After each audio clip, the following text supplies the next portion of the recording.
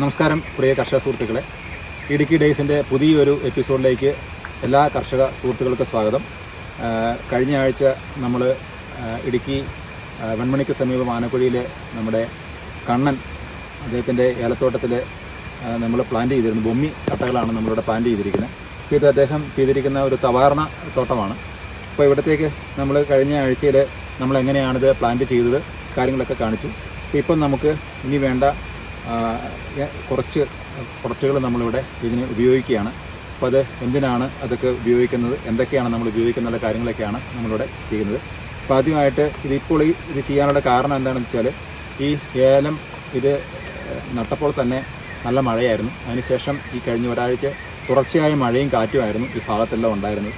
അതുകൊണ്ട് തന്നെ മണ്ണിൻ്റെ pH തെറ്റിയിട്ടുണ്ട്. മാത്രമല്ല നമ്മളിതിൽ നട്ടപ്പോൾ അതിനകത്ത് ഡോളമൈറ്റോ കുമ്മായോ ഒന്നും ചേർത്ത് നട്ടിട്ടുമില്ല. അപ്പോൾ ആ pH ഒന്ന് ബാലൻസ് ചെയ്യാനും അതോടൊപ്പം തന്നെ ഈ ചെടികൾക്ക് ഇതിൻ്റെ വേര് വളർച്ചയ്ക്ക് ആവശ്യമായിട്ടുള്ള കുറച്ച് ഫുഡ് കൊടുക്കുക, ഇതൊക്കെയാണ് നമ്മളിവിടെ കൊണ്ട് ഉദ്ദേശിക്കുന്നത്. അപ്പോൾ അതിന് വേണ്ടിയിട്ട് ആദ്യം നമ്മൾ ചെയ്യുന്നത് ഭൂവസ്ത്ര സൂപ്പർ തന്നെയാണ്. അപ്പോൾ ഇത് നമ്മൾ ഓൾറെഡി നമ്മൾ പ്ലാന്റ് ചെയ്തപ്പോൾ നമ്മൾ കുഴിക്കകത്തേക്ക് നമ്മൾ ഇട്ടതാണ്. ഇപ്പോൾ നമ്മൾ ഈ ഭൂവസ്ത്ര സൂപ്പർ ഗ്രാനുവൽ രൂപത്തിലുള്ള ഇതാ ഇങ്ങനെ എടുക്കുന്നു. ഇത് ഒരു അളവ് പാത്രമാണ്. നമ്മുടെ പ്ലാസ്റ്റിക് ബോട്ടിൽ അതിൻ്റെ മണ്ടവശം നമ്മൾ കട്ട് ചെയ്തെടുത്താണ്. അപ്പോൾ ഇതൊരു 35-40 ഗ്രാമിനടുത്ത് ഉണ്ട്. ഫുള്ളാകുമ്പോൾ 40, ഒരു 30 ഗ്രാമോളം ഉണ്ട്. അപ്പോൾ ഇത് നമ്മൾ ഇതിൻ്റെ ചുവട്ടിലേക്ക് ചെടിക്ക് ഒരു 1.5 അടി അകലത്തിലേക്കാണ് നമ്മളിത് ഇട്ട് കൊടുക്കുന്നത്. അതിട്ട് കൊടുക്കുന്നത് 1 അടി തൊട്ട് 1.5 അടി വരെ നമുക്ക് ചെയ്യാനായിട്ട് പറ്റും. അപ്പോൾ നമ്മൾ ഈ വിരൽ അല്പം ഒന്ന് മാറ്റി കൊടുത്തു കഴിഞ്ഞാൽ ഈ പറയുന്ന അളവിലേക്ക് നമുക്ക് ഇട്ട് കൊടുക്കാൻ പറ്റും. അതിങ്ങനെ വട്ടത്തിൽ നമുക്ക് ഇട്ട് കൊടുക്കാനായിട്ട് പറ്റും.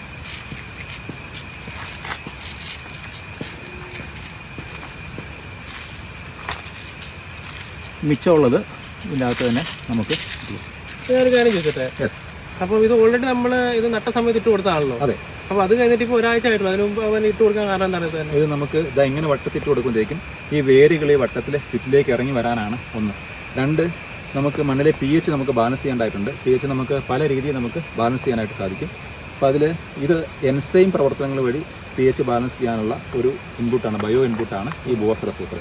അപ്പോൾ ഇതിങ്ങനെ ഇട്ട് കൊടുക്കുന്ന വഴി മാത്രമല്ല, ഇങ്ങനെ ഇട്ട് കൊടുത്തിട്ടതിന് ഈ നേരിട്ട് നമ്മൾ മണ്ണിൽ കൊടുക്കുക. ഈ ചപ്പിയവറുകളൊക്കെ ഈ ഭൂവസ്ത്രയ്ക്ക് മുകളിലേക്ക് ഇടുക. 1 അടി, ഏകദേശം 1 അടിയാണ് നമ്മൾ ഇതിടുന്നത്. ആദ്യം നമ്മൾ കൊടുക്കുന്ന ഏകദേശം 1 അടി. എന്താ നോക്കിക്കഴിഞ്ഞാൽ കറക്റ്റ് 1 അടിക്ക് തന്നെയാണ്. അപ്പോൾ 1 അടിക്ക് ചുറ്റിനും ഇട്ട് കൊടുത്തു. ആ 1 അടിയിലേക്ക് നമുക്ക് വേര് പടലങ്ങൾ പുറത്തേക്ക് ചാടിക്കുക എന്നുള്ളതാണ്. അപ്പോൾ വേറെ കാര്യം എന്ന് വെച്ചാൽ, നമ്മൾ ആദ്യം ഇട്ട് കൊടുത്തപ്പോൾ ഇത് അതിൻ്റെ കൂടുതൽ അത്ര കൂടുതൽ ഇട്ട് കൊടുത്തപ്പോഴായിരുന്നു. പകരം എന്തിനാ റൗണ്ട് ഇട്ട് കൊടുത്തത്? റൗണ്ട് കൊടുത്ത് നമുക്ക് ചുറ്റിനും വേറിറങ്ങാനായിട്ടാണ്. മാത്രമല്ല ഈ pH, ഈ ചുറ്റിനുള്ള pH കാരണം നമുക്ക് ശക്തമായിട്ടുള്ള മഴയിൽ ഇവിടെയെല്ലാം വെള്ളമെല്ലാം കയറി ഇറങ്ങി മണ്ണിൻ്റെ pH ബാലൻസ് തെറ്റിയിട്ടുണ്ട്. അപ്പോൾ ആ നഷ്ടപ്പെട്ടു പോയ pH ഒന്ന് പെട്ടെന്ന് തന്നെ ബാലൻസ് ചെയ്യുക. മാത്രമല്ല ചെടിയുടെ വേര് പൊട്ടി മുളയ്ക്കാനും ആ വേര് വളർച്ചയ്ക്ക് ആവശ്യമായിട്ടുള്ള ഔഷധ ഘടകങ്ങളുള്ള ഒരു നല്ലൊരു ഭക്ഷണമാണ് ഈ ഭൂവസ്ത്ര സൂപ്പർ. അപ്പോൾ അതുകൊണ്ട് തന്നെ ഈ ഔഷധ ഘടകങ്ങളിൽ ഒരുപാട് ഔഷധ ഘടകങ്ങൾ ഇതിനകത്ത് ചേർത്തിട്ടുണ്ട്. ഇനി ഈ വേരിൻ്റെ വളർച്ചയ്ക്ക് ഇതിനുള്ള ഫുഡ് നമ്മൾ കൊടുക്കേണ്ടിയിരിക്കുന്നു. അപ്പോൾ ഇത് ഇപ്പോഴത്തെ കൊടുക്കേണ്ട കാരണം ഇപ്പം കൊടുക്കുന്നത് വെച്ചാൽ നമുക്ക് സാധാരണ 40 ദിവസം ശേഷമാണ് നമ്മൾ കൊടുക്കുന്നതെങ്കിൽ ഇപ്പോൾ നമ്മൾ കൊടുക്കുക വെച്ചാൽ ഈ തുടർച്ചയായിട്ടുള്ള മഴ തന്നെയാണ്. മഴയും കാറ്റത്തിലൊക്കെയുള്ള വാട്ടർ സ്ട്രെസ് ഉണ്ടായിട്ടുണ്ട്, വിൻഡ് സ്ട്രെസ് ഉണ്ടായിട്ടുണ്ട്. അപ്പോൾ അതിൽ നിന്നൊക്കെ ഒരു മോചനം നേടുക എന്നുള്ളതാണ് നമ്മൾ ചെയ്യുന്നത്. അപ്പോൾ മഴ കുറവുള്ള സമയമാണെങ്കിൽ നമ്മൾ എന്ത് ചെയ്യണം? മഴ കുറവാണെങ്കിൽ 45-ാമത്തെ ദിവസം നമുക്ക് കൊടുത്താൽ മതി. അപ്പം മഴയൊന്നുമില്ല, നമ്മൾ ഇത് ഇലം നട്ടു, നല്ല കാലാവസ്ഥ തന്നെയാണ്, സുഖകരമായൊരു കാലാവസ്ഥയാണെങ്കിൽ 45-ാമത്തെ ദിവസം നമുക്ക് ഇതിന് ബേബി ഫുഡായിട്ട് നമ്മളത് 40 ദിവസം കഴിയുമ്പോൾ നമ്മളൊരു ബേബി ഫുഡ് ഉണ്ടാക്കുന്നുണ്ട്. അപ്പോൾ മാത്രം കൊടുത്താൽ മതി. പക്ഷേ ഇപ്പോൾ നമുക്ക് ഈ മഴയുടെ ഒരു ഇതുകൊണ്ട് നമ്മൾ ഇത് ചെയ്തിരുന്നു. അപ്പോൾ ഇനി അടുത്ത ഘട്ടത്തിൽ നമുക്കിത് ചെയ്യുന്നത്, ഇപ്പോൾ ഒന്ന് നമ്മൾ 1 അടി അകലത്തിൽ നമ്മൾ ഈ ഭൂവസ്ത്ര സൂപ്പർ തന്നെ കൊടുത്തു. രണ്ടാമത് ഇതിന് ചുറ്റിനും നമ്മൾ മുട്ടത്തോട് നമ്മൾ വിരിക്കുക എന്നുള്ളതാണ്. അപ്പം മുട്ടത്തോട് നമ്മൾ സാധാരണ മുട്ടത്തോടല്ലത്, ഇത് നമുക്ക് ഹാച്ചറിയിൽ നിന്ന് എടുത്ത മുട്ടയാണ്, അതിൻ്റെ തോടാണ്. ഇത് നമ്മുടെ മുട്ട വിരിയിക്കുന്ന സ്ഥലങ്ങളുണ്ട്.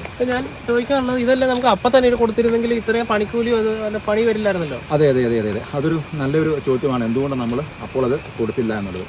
അപ്പോൾ നമുക്കിത് കൊടുക്കാത്തതിൻ്റെ ഏറ്റവും പ്രധാനപ്പെട്ട ഒരു കാരണം, ഈ വേര് പുറത്തേക്ക് ചാടിച്ചിട്ടാണ് ഇത് കൊടുക്കേണ്ടത് ഒന്ന്.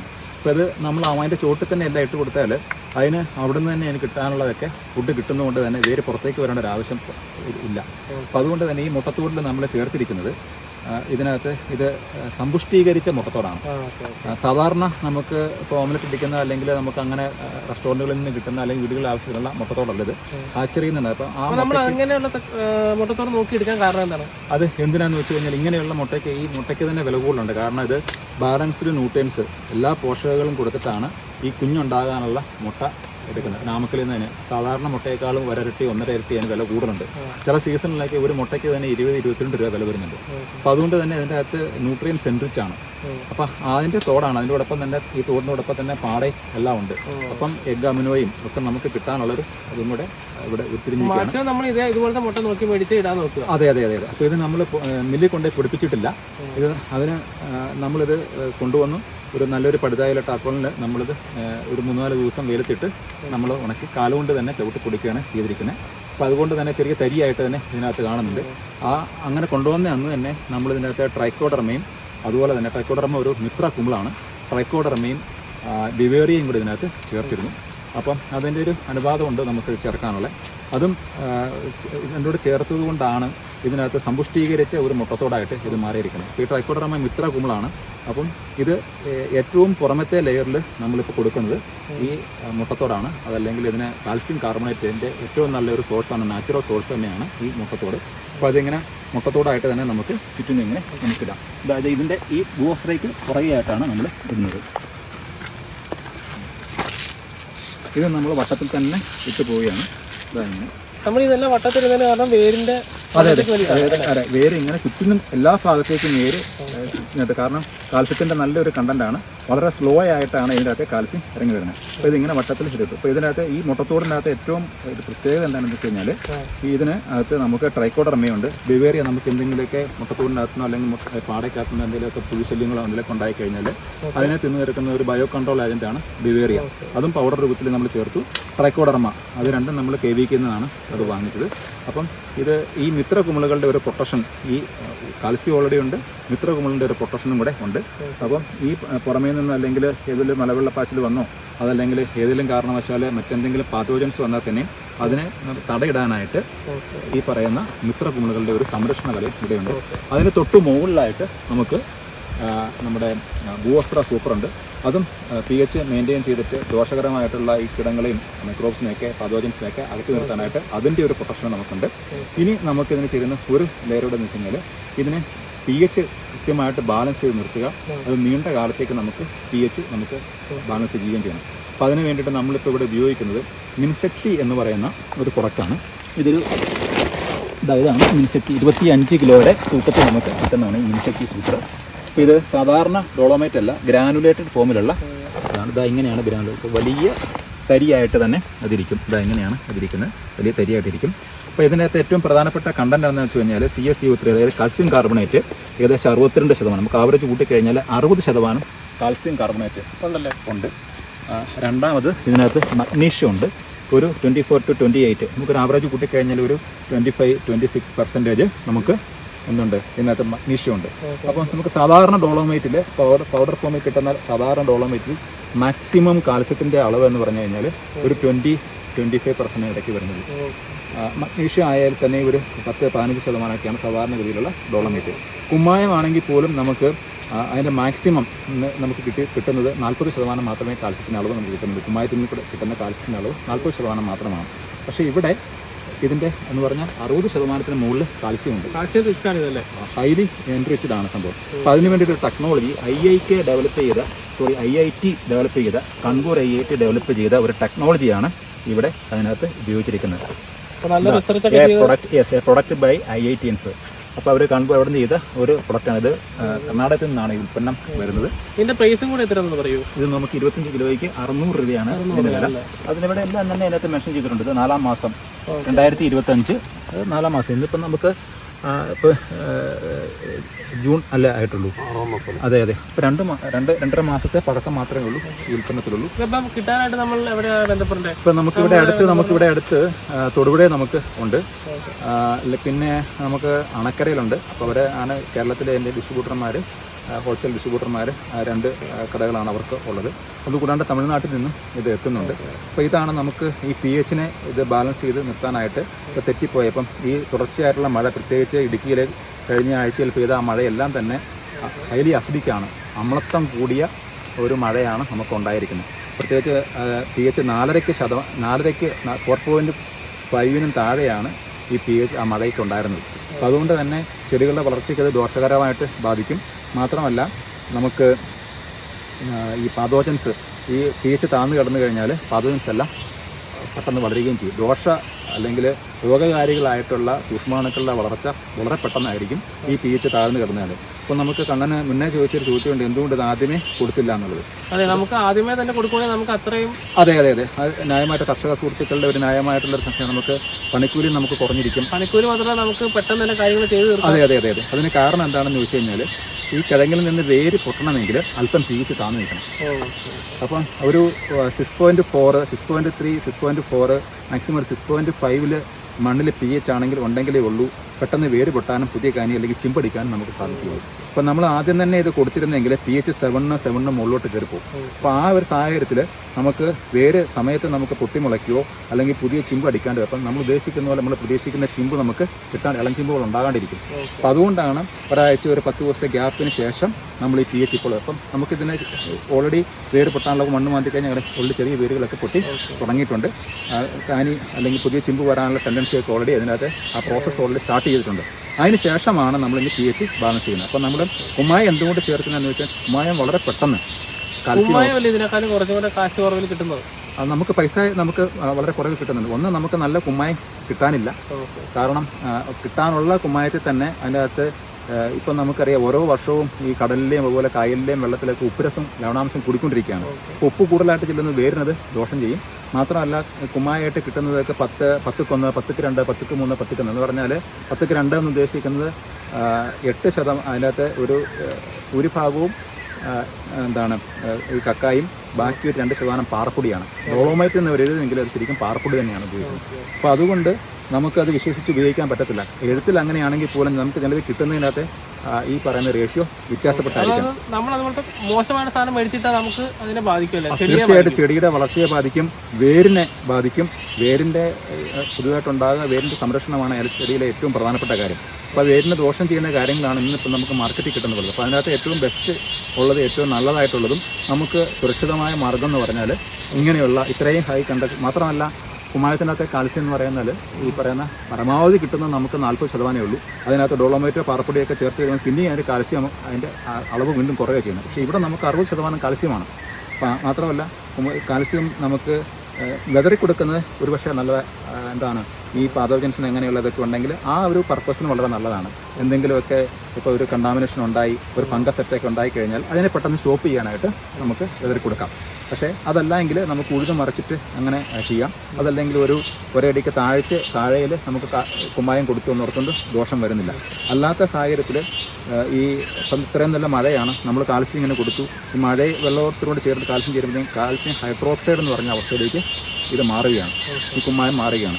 അപ്പോൾ ആ അവസ്ഥയിൽ അതിൻ്റെ കാൽസ്യം ഹൈഡ്രോക്സൈഡിൻ്റെ pH എന്ന് പറഞ്ഞാൽ 10 മുകളിലോട്ട് pH ആയി പോകും. 10 മുതൽ പെട്ടെന്ന് ഷൂട്ടാകുമ്പോൾ ഈ ചെടിക്ക് ഇത് മനസ്സിലാകുന്നില്ല എന്താ സംഭവിക്കണമെന്നുള്ളത്. അപ്പോൾ അതുകൊണ്ട് തന്നെ ഇതിൻ്റെ അറസ്റ്റായി പോകും. ഒരു അറസ്റ്റ് എന്ന് പറഞ്ഞൊരു അവസ്ഥയിലേക്ക് ചെടി വേര് പൊട്ടിമുളയ്ക്കാനുള്ള ടെൻഡൻസി അപ്പോൾ സ്റ്റോപ്പ് ആവുകയാണ്. അപ്പോൾ പിന്നെയും ദിവസങ്ങളോ ചിലപ്പം 10-30 ദിവസം വരെ നീണ്ടുപോകും ഇതൊന്ന് നേരെയായി പിന്നെ അതിന് റിക്കവറായി വരാനായിട്ട്. അപ്പോൾ അത് ഒഴിവാക്കാനായിട്ടാണ് നമുക്ക് സ്ലോ റിലീസിങ് ആയിട്ടുള്ള, എന്നാൽ നമുക്ക് pH നമുക്ക് ബാലൻസ് ആക്കുകയും ചെയ്യണം, നല്ല കാൽസ്യം നമുക്ക് കിട്ടുകയും ചെയ്യണം. മാത്രമല്ല മഗ്നീഷ്യം ഇതിനകത്ത് ആഡോണാണ്. ഈ മഗ്നീഷ്യം ഉള്ളതുകൊണ്ട് തന്നെ കാൽസ്യം മഗ്നീഷ്യം ഉള്ള ഈ ഫോമിൽ ഈ pH കറക്റ്റ് ബാലൻസിലേക്ക് ഒരു 6.5 to 7 കൃത്യമായിട്ട് അത് എത്തിക്കാനായിട്ടും ഏറ്റവും ചുരുങ്ങിയത് 6-7 മാസക്കാലത്തേക്ക് ഈ pH മെയിൻറ്റെയിൻ ചെയ്ത് നിർത്താനായിട്ടും ഈ ഒരു രീതിക്ക് നമുക്ക് സാധിക്കുന്നതാണ്. മറ്റൊരു ഡൗട്ട് വെച്ചിട്ട്, ഇത് രാസവളത്തിൽപ്പെട്ടല്ലോ? അല്ലല്ല, ഇതെല്ലാം നാച്ചുറൽ ഫെർട്ടിലൈസർ. യെസ്, എന്തുകൊണ്ടാണെന്ന് വെച്ച് കഴിഞ്ഞാൽ ഈ pH നമ്മളിങ്ങനെ പിടിച്ചു നിർത്തണം. എപ്പോഴൊക്കെയാണോ നമ്മൾ രാസവളം ഉപയോഗിക്കുന്നത് അപ്പോഴെല്ലാം pH താഴും.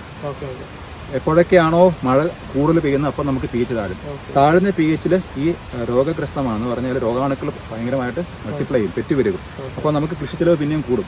അപ്പോൾ അതുകൊണ്ടാണ് നമ്മൾ ഈ പറയുന്ന പ്രത്യേകിച്ച് അടിവളമായിട്ട് എപ്പോഴും കൊടുക്കേണ്ടത് ഈ pH എന്ന് പറഞ്ഞ് പൊട്ടാഷ്യം ഹൈഡ്രോജൻ എന്നുകൊണ്ട് ഉദ്ദേശിക്കുന്നത് ഈ പറയുന്ന ഈ മൂലകങ്ങളുടെയും ധാതുക്കളുടെയും പ്രത്യേകിച്ച് കാൽസ്യം മഗ്നീഷ്യത്തിൻ്റെ ഇംബാലൻസ് കൊണ്ടാണ് ഈ മണ്ണിലെ അമ്ലാംശം ഇങ്ങനെ കുറഞ്ഞ് അതായത് അമ്ലാംശം കൂടുന്ന pH ലെവൽ ഇങ്ങനെ താഴ്ന്നു പോകുന്നു. അപ്പോൾ ആ അവസ്ഥയിൽ ചെടികൾക്ക് നമുക്ക് പ്രത്യേകിച്ച് നൈട്രജൻ ആയിക്കോട്ടെ, ഫോസ്ഫറസ് ആയിക്കോട്ടെ, മറ്റ് വളങ്ങളോ ധാതുക്കളോ ഒന്നും വലിച്ചെടുക്കാൻ പറ്റാത്ത അവസ്ഥയിലേക്ക് എത്തുകയും ചെയ്യും. അപ്പോൾ ശരിയായ pH ബാലൻസ് ചെയ്യുക നിലനിർത്തുക എന്നുള്ളതാണ് കൃഷിയുടെ അല്ലെങ്കിൽ നമുക്ക് കൃഷി വിജയിപ്പിക്കാനുള്ള ഏറ്റവും വലിയ അതിൻ്റെ രഹസ്യം അല്ലെങ്കിൽ ഗുട്ടൻസ് എന്ന് പറയുന്നത്. അപ്പോൾ അതിന് വേണ്ടിയിട്ട് നമ്മൾ ഒരു 200 ഗ്രാം മുതൽ 250 ഗ്രാം വരെ നമുക്കിത് ഉപയോഗിക്കാം.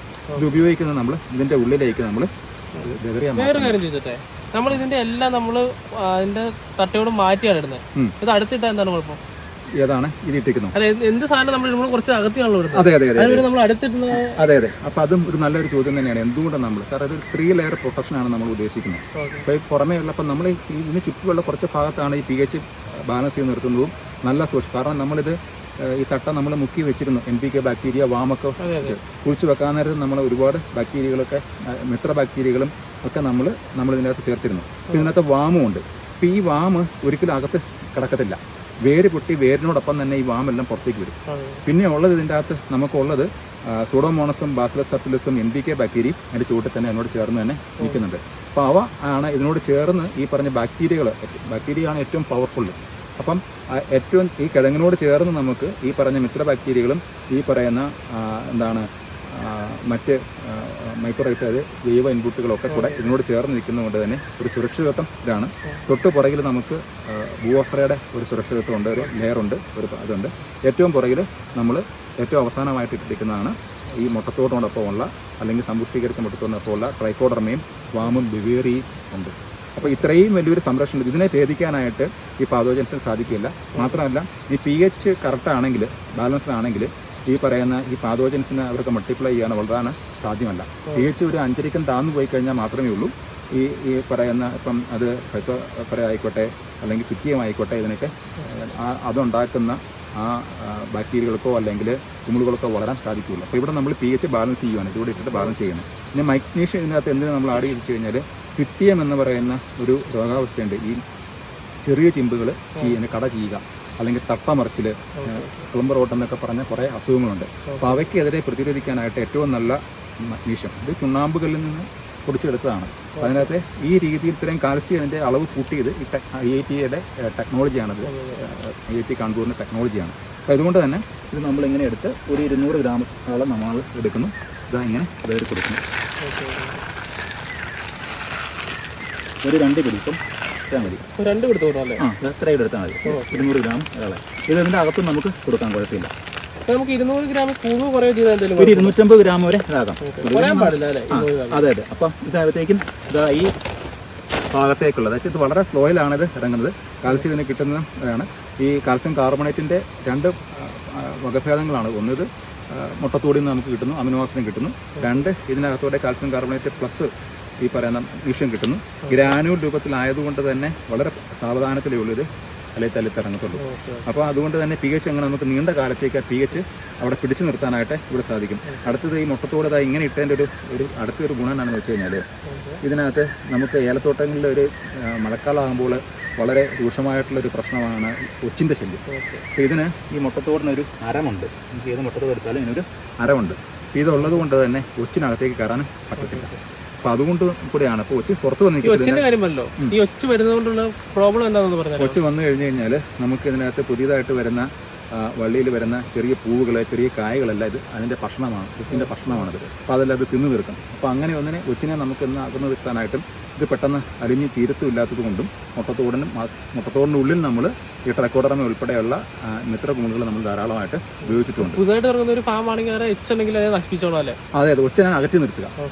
ഒച്ചിനെ നശിപ്പിക്കണമെങ്കിൽ നമുക്കതിനെ കെണിയായിട്ട് നമുക്ക് താങ്കളുടെ സ്നേഹിക്കില്ലോ, അതല്ല എങ്കിൽ നമുക്ക് ഉപ്പിട്ടോ ഒക്കെ ചെയ്യാൻ പറ്റും. പക്ഷേ ഇതിന് നമുക്ക് ഇങ്ങനെ ഇതിനകത്തേക്ക് ഇതിനെ എഴഞ്ഞ് കയറാനായിട്ട് ഇതിന് ബുദ്ധിമുട്ടുണ്ട്. കാരണം ഇതിന് ഈ മുട്ടത്തോടിൻ്റെ ഒരു അരമുള്ളതുകൊണ്ട് ഇത്രയും നമുക്ക് മുട്ടത്തോട് കനത്തിൽ കിടക്കുവാണ്. അപ്പോൾ ഇതാണ് അതിൻ്റെ ഒരു നമ്മളതിൻ്റെ ഒരു സയൻസ് ആയിട്ടിരിക്കുന്നത്. ഈ രീതി ചെയ്യുന്നതുകൊണ്ട് തന്നെ ധാരാളം ഇപ്പം pH ഇപ്പോൾ അതെ മഗ്നീഷ്യം ഉണ്ട്, കാൽസ്യം ഉണ്ട്. മാത്രമല്ല ഭൂവസ്ത്രയുടെ പ്രൊട്ടക്ഷനുണ്ട്.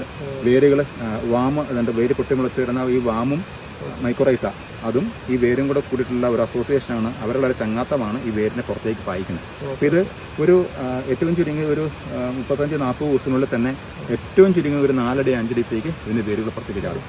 അപ്പം അതിനുള്ള പ്രൊട്ടക്ഷനാണ്. നമ്മൾ വേര് പൊട്ടി വരാനുള്ള എളുപ്പം. അതെ അതെ അതെ. ഇനിയിപ്പോൾ നമ്മൾ അടുത്ത ഒരു വളപ്രയോഗം എന്ന് പറഞ്ഞാൽ കുറച്ചുകൂടെ അകത്തി വരും. നമ്മൾ അടുത്തിട്ട് കഴിഞ്ഞാൽ വേര് പൊട്ടി പൊളിച്ച് അടുത്തോട്ട് അവിടെ തന്നെ. അതെ അതെ അതെ അതെ. അപ്പോൾ ഇതിനെ നമുക്ക് ഒരു പട്ടിണിക്ക് ഇട്ടിട്ടാണ് നമ്മൾ, കാരണം വേറെ ഫുഡ് ഫോസ്ഫറസ് നമ്മളൊന്നും കൊടുത്തിട്ടില്ല. ഫോസ്ഫറസ് തേടിയുള്ള ഒരു അലച്ചിലാണ് ഈ വാമ് മൈക്രോറൈസ ഈ വേരിലൂടെ സാധ്യമാക്കുന്നത്. അപ്പം വേരിന് വേണ്ട ചില ഘടകങ്ങൾ മൈക്രോറൈസ് കൊടുക്കുന്നു. മൈക്രോറൈസയ്ക്ക് വേണ്ടത് വേരിന്റെ സഹായത്താൽ കിട്ടാനായിട്ട് ഇത് പുറത്തേക്ക് പായിക്കുന്നു. അപ്പം ഫോസ്ഫറസ് നമ്മൾ ഇതിൻ്റെ അകത്ത് ഒന്നും കൊടുത്തിട്ടില്ല.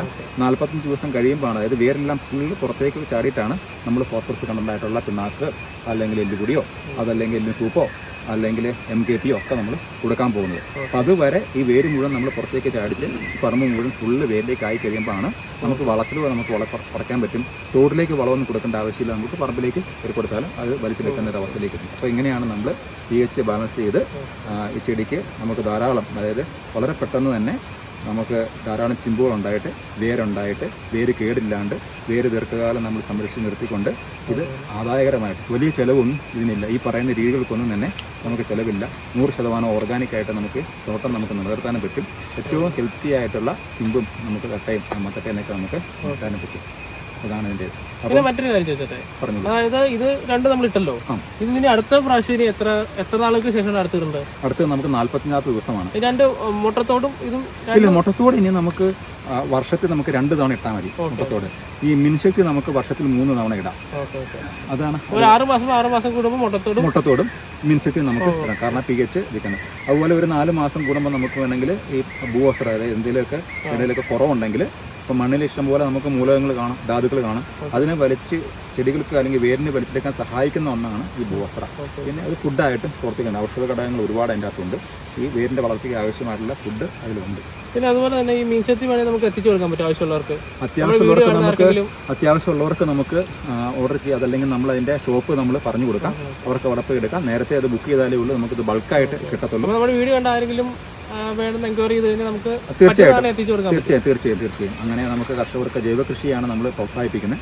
അപ്പോൾ അങ്ങനെ ജൈവ കൃഷിയായിട്ട് ബന്ധപ്പെട്ട ഒരുപാട് ഉൽപ്പന്നങ്ങൾ നമുക്ക് ഇവിടെ നമുക്ക് പരിചയപ്പെടുത്താം. ധാരാളം ജൈവ കർഷകരെ നമ്മൾ ഈ ചാനലിലൂടെ നമ്മൾ പരിചയപ്പെടുത്തുന്നുണ്ട്. അവരുടെ കൃഷി രീതികൾ നമുക്ക് ജൈവ കൃഷിനേക്കാളും കുറച്ചും കൂടെ കാശ് കുറവാന്നിരിക്കുന്നത് രാസവളം ഉപയോഗിക്കുമ്പോൾ. ഈ രാസവളവും ജൈവ കൃഷിയും തമ്മിലുള്ള മെയിൻ വ്യത്യാസം എന്താണ് എന്ന് വെച്ച് കഴിഞ്ഞാൽ, നമുക്ക് തുടക്ക സമയത്ത് ഒരു പക്ഷേ പക്ഷെ ഇങ്ങനെയുള്ള ഇൻപുട്ടുകൾ നമ്മൾ തന്നെ ഉണ്ടാക്കിയെടുക്കുന്ന ഇൻപുട്ടുകളാണെങ്കിൽ വലിയ ചിലവ് വരുന്നില്ല. രാസകൃഷിയിലെ ഗുണം എന്താണെന്ന് വെച്ച് കഴിഞ്ഞാൽ വളരെ പെട്ടെന്ന് തന്നെ നമുക്ക് റിസൾട്ട് കാണിക്കാൻ പറ്റും. പക്ഷേ അതോടൊപ്പം തന്നെ മണ്ണിന്റെ pH മണ്ണിന്റെ ഘടനയൊക്കെ രാസഭൗതിക ഘടകങ്ങളിലൊക്കെ തന്നെ വ്യത്യാസപ്പെടുത്തുകയാണ് ചെയ്യുന്നത് ഇത്. അതുകൊണ്ട് തന്നെ മരുന്നുകളുടെ ചിലവ് രാസകൃഷിയിൽ വളരെ കൂടുതലാണ്. ഈ മരുന്നുകൾക്കെല്ലാം വളരെ ചിലവാണ്. ഓരോ വർഷം കൂടുന്തോറും ഈ മരുന്നുകളുടെ ചിലവ് കൂടിക്കൊണ്ടേയിരിക്കും. അതിനുശേഷം ഇതിന് ചിലവ് കൂടുകയാണ് ചെയ്യുന്നത്. പിന്നെ അത് സ്ഥിരമായിട്ട് നമുക്ക് കൃത്യമായ ഇൻ്റർവ്യൂകൾ, ഇപ്പം 30 ദിവസം കൂടുമ്പോൾ 35 ദിവസം കൂടുമ്പോൾ 40 ദിവസം കൂടുമ്പോഴൊക്കെ ഇങ്ങനെ മരുന്നുകളൊക്കെ അടിച്ചുകൊണ്ടിരിക്കുന്നത്. അപ്പോൾ ഇങ്ങനെയുള്ള കാൽസ്യം, ഇത്രയും ഹൈ കണ്ടന്റുള്ള ഈ കാൽസ്യം നൈട്രേറ്റ് ഈ ഫോമിലുള്ള കാർബണേറ്റ് എന്ന് പറഞ്ഞാൽ ഈ ഫോമിലുള്ള ഈ കാൽസ്യമൊക്കെ ഈ ചെടിക്ക് നല്ല കരുത്ത് കൊടുക്കുകയാണ് ചെയ്യുന്നത്. നല്ല ഇമ്മ്യൂണിറ്റി കൊടുക്കുന്ന നല്ല നാരുകെട്ടി ആണ് ചെയ്യുന്നത്. അതുകൊണ്ട് തന്നെ മറ്റ് കീടങ്ങളിലെ ആക്രമണത്തെയൊക്കെ അതിനെ പ്രതിരോധിക്കാനുള്ള ശേഷിയും കിട്ടുന്നു. അങ്ങനെയുള്ള കണ്ടന്റുള്ള ജൈവ ഉൽപ്പന്നങ്ങളാണ് നമ്മളിവിടെ ഇതിൽ ചേർത്തിരിക്കുന്നത്. അപ്പോൾ അങ്ങനെ ഈ ഇതൊക്കെ ഉപയോഗിച്ചുകൊണ്ട് തന്നെ പുതിയ കൃഷിയിലെ ഒരുപാട് കർഷകർ ഉപയോഗിക്കുന്ന ഒത്തിരി ടെക്നിക്കുകളുണ്ട്. ഇതിപ്പോൾ ഒരു ടെക്നോളജി പ്രൊഡക്റ്റാണ്. ഭൂവസ്ത്ര ടെക്നോളജി പ്രൊഡക്റ്റാണ്. അതെ. ഇവിടെ ഭൂവസ്ത്രയും ഒരു ടെക്നോളജി പ്രൊഡക്റ്റാണ്. നാനോ 3rd ജനറേഷൻ ടെക്നോളജി പ്രൊഡക്റ്റാണിത്. അപ്പോൾ അതുകൊണ്ട് തന്നെ പുതിയ ടെക്നോളജികൾ കർഷകരിലേക്ക് എത്തിച്ചുകൊണ്ടാണ് നമുക്ക് ചെറിയ അളവിൽ നമുക്കിതൊക്കെ ഉപയോഗിച്ചുകൊണ്ട് വലിയ ചുമടൊന്നും നമുക്ക് എടുക്കേണ്ട ആവശ്യമില്ല. കിലോ കണക്കിന് നമുക്ക് ഉപയോഗിക്കേണ്ട ആവശ്യമില്ല. അപ്പോൾ ചെറിയ അളവിൽ ഉപയോഗിച്ചുകൊണ്ട് തന്നെ കൃത്യമായി മണ്ണിന് എന്താണോ കുറവുള്ളത് നമ്മൾ ടോപ്പപ്പ് ചെയ്യുന്നു. ചെടിക്ക് എന്താണോ ആവശ്യമുള്ളത് അതിന് നമ്മൾ കൃത്യമായിട്ടുള്ള നല്ല ഫുഡ് അതിന് കൊടുക്കുന്നു. അതാണ് നമ്മൾ ചെയ്യുന്നത്. അപ്പോൾ അങ്ങനെ ശരിയായ രീതിയിലുള്ള ഒരു ബാലൻസിങ്, ധാതുക്കളുടെയും മൂലകങ്ങളുടെയൊക്കെ കൃത്യമായ ബാലൻസിങ് നടന്നാൽ ഈ പറയുന്ന ചെടിക്ക് സ്വാഭാവികമായിട്ടുള്ള രോഗപ്രതിരോധ ശേഷി ഉണ്ടാകുന്നുണ്ട്. ശരിയായിട്ടുള്ള വളർച്ച അതിന് കിട്ടും. മാത്രമല്ല ഈ കീടങ്ങളുടെയും രോഗങ്ങളുടെയൊക്കെ ആക്രമണങ്ങൾ ഇല്ല. മാത്രമല്ല മണ്ണിൽ നമുക്ക് ഈ പറയുന്ന മിത്രകുമിളുകളും മിത്ര ബാക്ടീരിയകളും അതുപോലെ തന്നെ വാമു പോലെയുള്ള ബയോ സ്റ്റിമുലന്റുകളൊക്കെ നമ്മൾ ഇന്നത്തെ ചേർത്തിട്ടുണ്ട്. ഇതിൻ്റെ എല്ലാവരും മണ്ണിൽ നിന്നുള്ള ഒരു പ്രൊട്ടക്ഷൻ പൂർണ്ണമായിട്ടുള്ള ഒരു സംരക്ഷണം. ഇപ്പോൾ 3 വലയങ്ങൾ ഇതിനകത്ത് നമുക്ക് ഓൾറെഡി നമ്മൾ ചെയ്തിട്ടുണ്ട്. ഏറ്റവും ചുവട്ടിൽ ബാക്ടീരിയകൾ, ഇതിൻ്റെ തൊട്ട് ഇതായിട്ട് നമ്മൾ ഭൂവസ്ത്ര പ്രൊട്ടക്ഷൻ, ഏറ്റവും ഒടുവിലായിട്ട് നമുക്ക് മിത്ര കുമിളുകളുടെ പ്രൊട്ടക്ഷനാണ് ഇവിടെ ലഭിക്കുന്നത്. അപ്പോൾ അതുകൊണ്ട് തന്നെ ഈ തോട്ടത്തിൽ മറ്റുള്ള പാതോജൻസോ മറ്റു വളരാനുള്ള സാധ്യത പോലും ഇല്ല. അത് pH-ഉം ബാലൻസ് ആണ്. അതുകൊണ്ട് സ്വാഭാവികമായിട്ട് പ്രത്യേകിച്ച് വളമൊന്നും ചെയ്തില്ലെങ്കിലും ഇത് നല്ല കരുത്തോടെ വളർന്നിരിക്കും. ഇനി അതിന് നമുക്ക് ആ വളർച്ചയ്ക്ക് നമുക്കൊന്ന് ബൂസ്റ്റ് ചെയ്യാനായിട്ട് നമുക്ക് 45 ദിവസം നമ്മളൊരു ബേബി ഫുഡ് തന്നെ നമ്മൾ ചെടിക്കുണ്ടാക്കി കൊടുക്കും. സെപ്പറേറ്റ് ചെയ്യുക. 45 ദിവസം ആകുമ്പോൾ കൃത്യം നമുക്ക് ആ 45 ദിവസം തന്നെ ആ ബേബി ഫുഡ് പ്രത്യേകിച്ച് അതിനകത്ത് പിണ്ണാക്കൊക്കെ ചേർത്തിട്ടാണ് നമ്മൾ ചെയ്യുന്നത്. അതിനകത്തൊക്കെ കോമ്പിനേഷൻ എങ്ങനെയാണ്, അത് ഏറ്റവും ചിലവ് കുറച്ച് ഏറ്റവും വേഗത്തിൽ ഈ പറയുന്ന ധാരാളം ചിമ്പ്, അതായത് ഇതൊരു നമുക്ക് 5 മാസം കൊണ്ട് 50 ചിമ്പ് ഉണ്ടാക്കുക എന്നുള്ളതാണ് നമ്മുടെ ലക്ഷ്യം. അപ്പോൾ നമ്മൾ ഓൾറെഡി ഇത് അങ്ങനെ സക്സസ് കഴിഞ്ഞ 4 വർഷമായിട്ട് ഈ ഒരു പാറ്റേൺ നമ്മൾ അത് ഫോളോ ചെയ്തുകൊണ്ട് തന്നെ ഇത് സക്സസ് ആയിട്ടുണ്ട്. ഇപ്പോൾ നമ്മുടെ തോട്ടങ്ങളൊക്കെ മാതൃകാത്തോട്ടങ്ങളൊക്കെ ധാരാളമുണ്ട്, നമുക്ക് ആളുകൾക്ക് വന്ന് കാണുകയും ചെയ്യാം. അപ്പോൾ ആ രീതിയിലേക്ക് ഈ തോട്ടത്തെ എത്തിക്കാനായിട്ടാണ് നമ്മളിങ്ങനെ ചെയ്യുന്നത്. അപ്പം ഈ യൂട്യൂബ് ആദ്യമായിട്ട് കാണുന്ന പ്രിയപ്പെട്ട കർഷക സുഹൃത്തുക്കൾ ഇത് ഈ ചാനൽ സബ്സ്ക്രൈബ് ചെയ്യുക, ഷെയർ ചെയ്യുക, ലൈക്ക് ചെയ്യാൻ മറക്കരുത്. ഇതുപോലത്തെ നല്ല നല്ല വീഡിയോസ് നമുക്ക് വേറെ. അതെ, വളരെ വിലപ്പെട്ട കർഷകരെ നമുക്ക് ഓരോ കർഷകനും വ്യത്യസ്തമായിട്ടുള്ള ഓരോ കാര്യങ്ങൾ അനുവർത്തിക്കുന്നുണ്ട്. അതും ഏറ്റവും ചിലവ് കുറഞ്ഞ രീതിയിൽ അതിൽ ഏറ്റവും നല്ല മെത്തേഡുകളാണ് നമ്മളിവിടെ അഡോപ്റ്റ് ചെയ്യുന്ന കർഷകർക്ക് നമ്മൾ പറഞ്ഞു കൊടുക്കുന്നത്. അത് നമ്മൾ കഴിഞ്ഞ 3-4 വർഷമായിട്ട് പ്രാക്ടീസ് ചെയ്തുകൊണ്ടിരിക്കുന്ന നല്ല കാര്യങ്ങളാണ് കർഷകരിലേക്ക് എത്തിച്ചു കൊടുക്കുന്നത്. അത് എല്ലാ കർഷകരിലേക്ക് എത്തിക്കാനായിട്ട് നിങ്ങളിത് ഈ ലിങ്ക് ഷെയർ ചെയ്യുക, ലൈക്ക് ചെയ്യുക, സബ്സ്ക്രൈബ് ചെയ്യുക. Thank you.